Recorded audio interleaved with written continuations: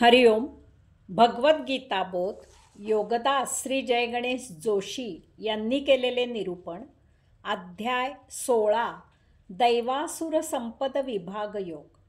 ओम श्री परमात्मने नमः. अथ षोडशोऽध्यायः. जय योगेश्वर. परमात्म्याला नमस्कार. अध्याय 16 श्लोक क्रमांक 19.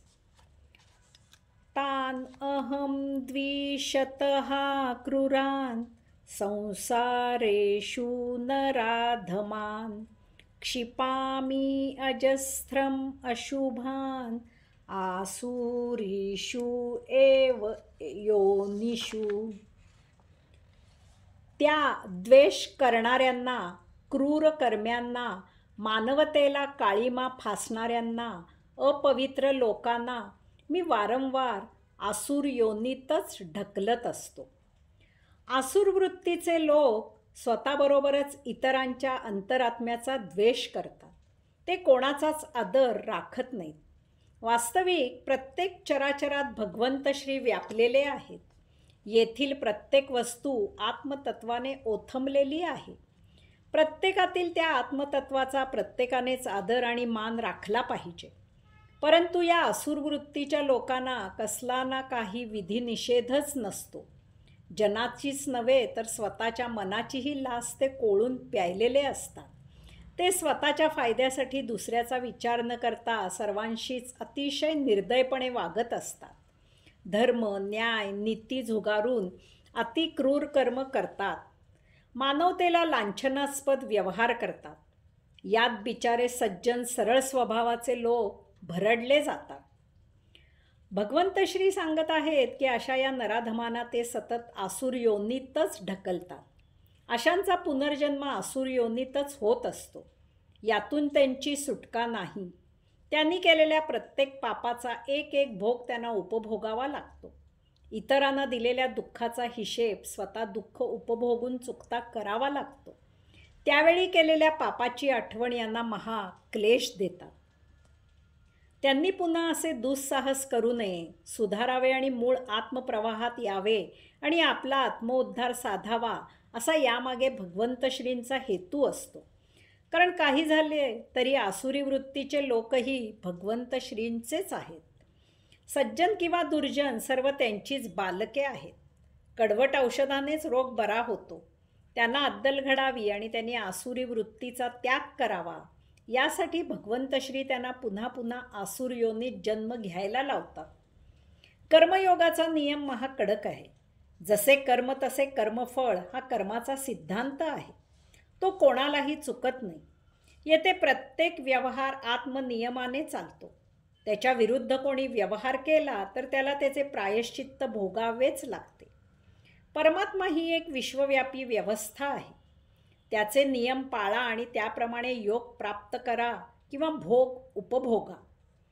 यावरून पाप करणाऱ्यांनी एक गोष्ट लक्षात घ्यावी की सद्यजन्मी पाप करायचे की पुण्य करायचे हे जरी प्रत्येकाच्या हातात असले तरी नंतर पुनर्जन्माच्या वेळी कोणत्या योनीत जन्म घ्यायचा याचे स्वातंत्र्य कोणालाही नाही.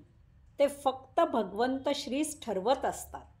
ज्याच्या त्याच्या करणीप्रमाणे ज्याला त्याला योग्य ती योनी प्राप्त होते तेव्हा कर्म करताना याचा विचार करावा आणि आपले आचरण वेळीच सुधारावे आणि आपला आत्मोद्धार साधावा. त्याला जोडूनच श्लोक क्रमांक 20. आसुरीं योनिं आपन्नः मूढाः जन्मनि जन्मनि माम अप्राप्य एव कौन्तेय ततः यान्ति अधमां गतिम. कौन्तेया, हे महामूर्ख आसुरी लोक मला प्राप्त न होता जन्मोजन्मी आसुरी योनीलाच प्राप्त होतात. मग ते आणखी अधमगतीला जातच राहतात. भगवंत श्री येथे एक आपोआप घडणारी गोष्ट सांगत आहेत. मागील श्लोकात त्यांनी सांगितले की तेच त्यांना आसुरी योनीत ढकलतात. परंतु आसुरी लोक असे सुधारत नाही. भगवंत श्री त्यांना मानवी योनी देऊन सुधारायला संधी देत असतात. कारण फक्त मानवी योनीतच दया, क्षमा, शांती ही समज आहे. केवळ मानवच सर्व भूतमात्रांवर प्रेम करू शकतो, त्यांना दया दाखवू शकतो, त्यांना मदत करू शकतो. मानवेतर प्राणी दया, क्षमा, शांती असे काही समजू शकत नाही. साधारणपणे जो खायला देतो, रक्षण करतो, त्याच्यापुढे शेपटी हलवत लांगुल चालन करणे एवढेच त्यांना समजते.